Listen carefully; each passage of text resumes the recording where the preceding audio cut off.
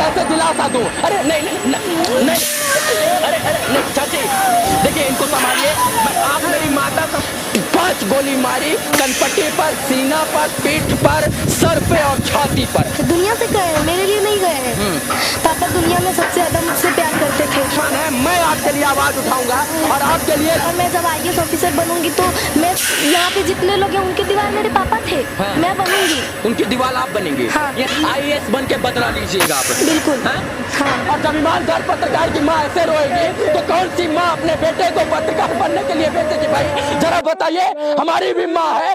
जमुई के सिमुल तल्ला में एक और पत्रकार की हत्या हो गई है। जी हाँ, प्रभात खबर के पत्रकार गोकुल को बदमाशों ने दिन दिहाड़े 10 बजे सुबह गोली मारकर मौत के घाट उतार दिया और किसी नेता मंत्री विधायक का आज तक ट्वीट नहीं आया। और चिराग पासवान जी जो यहाँ के सांसद हैं, उन्होंने अभी तक पीड़ित परिवार से बात तक नहीं किया। तो क्या समझे, दुर्भाग्य इस देश का और दुर्भाग्य पत्रकार समाज का कि जिसका मन करे, जिस अपराधी का मन करे, वो जब चाहे, जहां चाहे, जब दिन और दिहाड़े चाहे गोली मारकर हत्या कर दे। ये गोकुल कुमार के पिताजी हैं जो रो नहीं रहे हैं। कहना बहुत कुछ चाहते हैं लेकिन कह नहीं पा रहे हैं। ये इतना रोए हैं कि इनके आंखों का आंसू सूख गया है।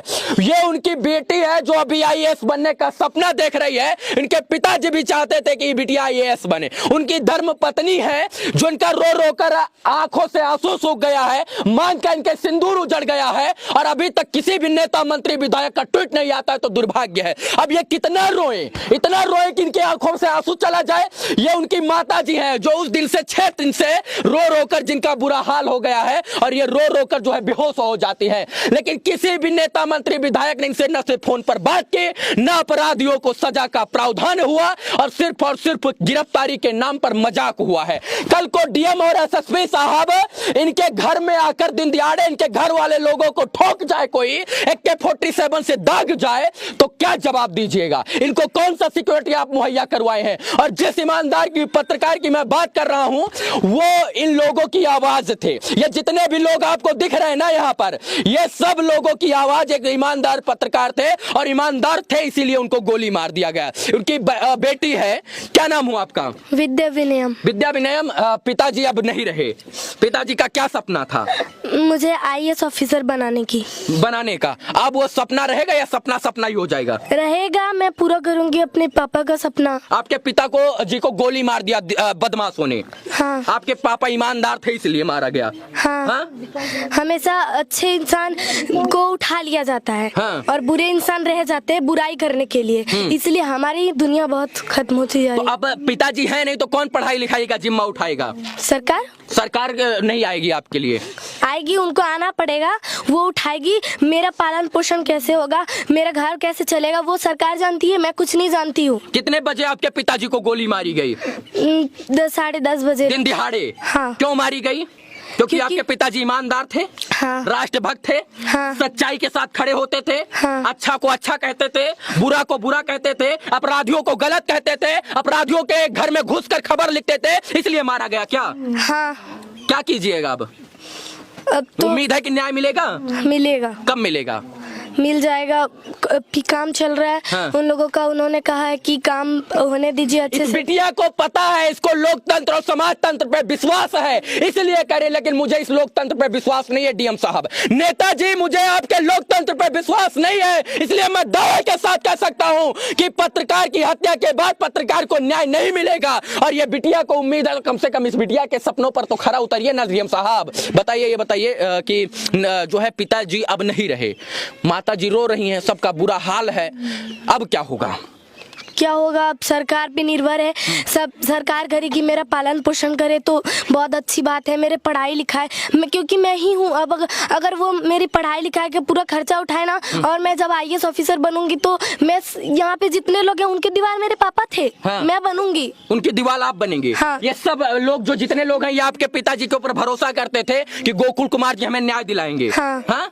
लेकिन जो न्याय दिलाता उसी की हत्या कर दी जाती है। हाँ। अब सोचिए जो है महोदय लोग, किसी का नाम मैं नहीं रखना चाहूंगा, महोदय और माननीय लोग जरा सोचिए कि ये बेटी अपने बाप के गोद में खेल कूद कर पड़ी थी और बड़ी हुई थी, कंधों पर बैठकर स्कूल जाती थी। पिताजी का सपना था कि ये डीएम बने, लेकिन सपने को सपने में मिला दिया, क्योंकि इस देश में अपराधी खुलेआम घूमते हैं, दिन दिहाड़े गोली मार देते हैं। इनके पति को जो है मार दिया गया, इनका मांग का सिंदूर उजड़ गया है। ये माताएं जो रो रही हैं, मैं इनको कैसे दिलासा दूं? अरे नहीं नहीं नहीं, नहीं।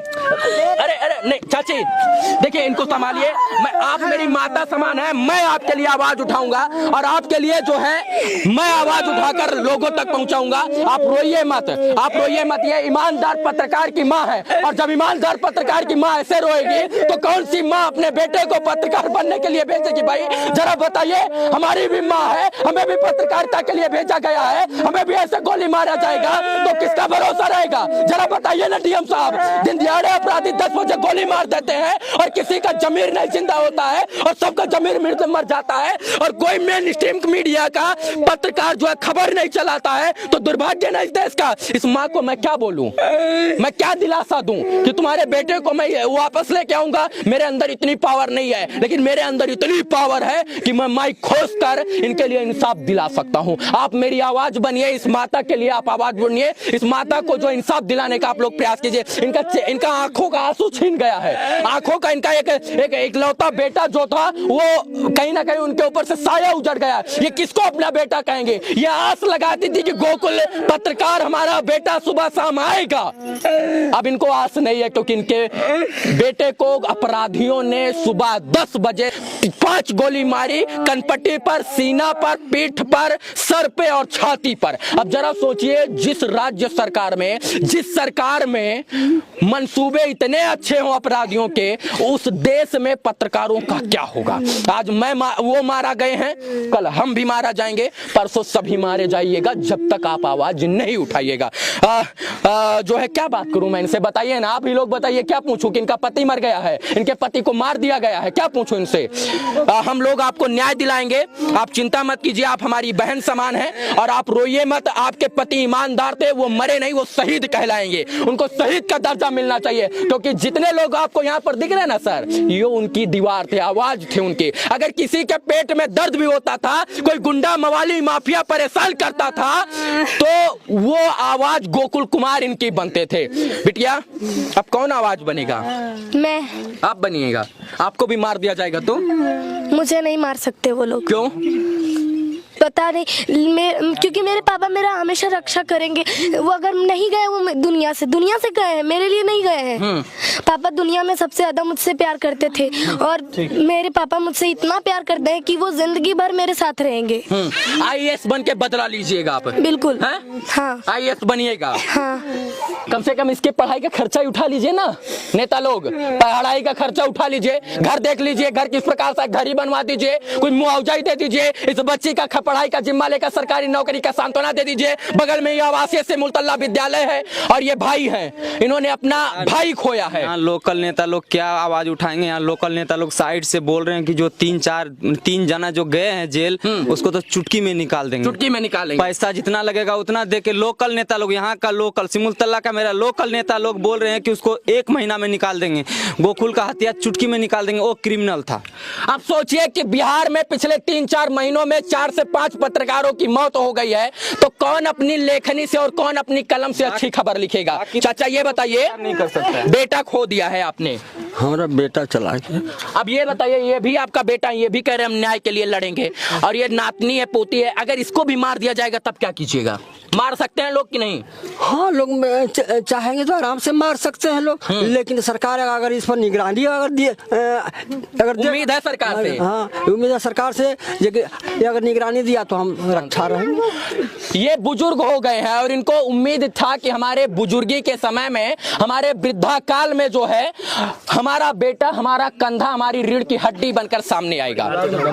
और सबसे बड़ी बात यह कि अभी तक इनको सुरक्षा नहीं मिली है। इनको यह कहा गया कि अगर आप आगे जाइएगा तो जो है कहीं ना कहीं आपको भी जान से मार दिया जाएगा, आपके भी सीने में गोली मारा जाएगा। मैं इतना चाहता हूं, तमाम पत्रकारों से हाथ जोड़कर निवेदन करना चाहता हूं, मेरे लिए नहीं, मैं आपके आपका कंपटीटर हूं, मेरे लिए नहीं, इन माता पिता और इन माँ के लिए, इस बेटी के लिए कम से कम एक खबर चला दीजिए, सिर्फ एक खबर, इस बेटे के लिए एक खबर चला दीजिए और मैं मान जाऊंगा कि आपकी मानवता जिंदा है। जो सोनुआ के यहाँ पत्रकार जो लाइन लगाते थे, जो आरती छोटू के यहाँ लाइन लगाते थे, जो सीमा वायरल होने के बाद जमुई में लाइन लगाते थे, उन्हीं पत्रकारों से निवेदन है कि सिमुल तल्ला के इस पत्रकार के लिए आवाज उठाइए, नहीं तो माफिया का, गुंडा का, मवाली का, आतंकवादी का कोई जाति धर्म मजहब नहीं होता है। कल गोकुल जी मारे गए हैं, कल को हम मारे जाएंगे, परसों आप मारा जाइएगा, तो कोई आवाज उठाने वाला पैदा नहीं होगा।